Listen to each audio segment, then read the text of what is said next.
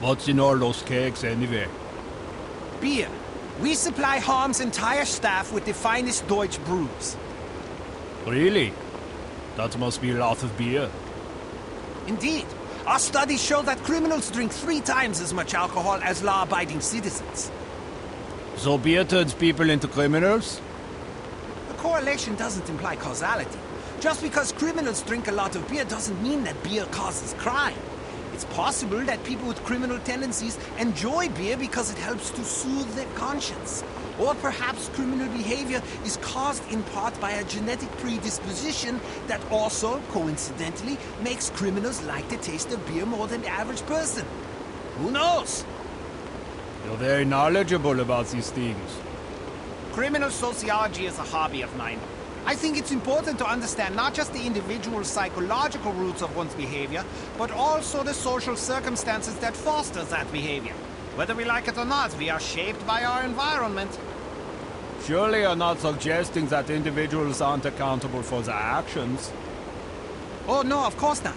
Just because we are products of the societies we're born into doesn't absolve us of personal responsibility. Our religions and laws teach us what is right and what is wrong. Frequently, the right choice is the more difficult path to take.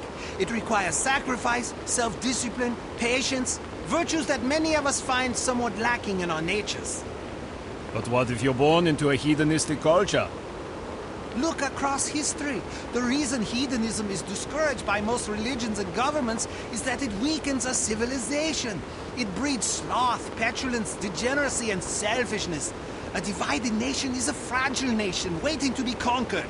Unity is strength. Humans instinctively fashion order out of chaos. It is a natural, probably genetic impulse. Therefore, even an individual born into troubled times has the capacity, and even the duty, to behave in a manner that promotes unity, however difficult it may be. Then what about us? I can only speak for myself.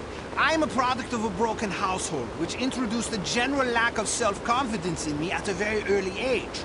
These feelings of inadequacy blossomed into anger as I matured, that the rigors of adolescence with the teasing and abuse and awkwardness we must all endure only exacerbated. But even though I've identified the source of my problems, I'm still too childish and petty to become a responsible, mature citizen. Well, admitting you have a problem is the first step, I suppose. I like to think so.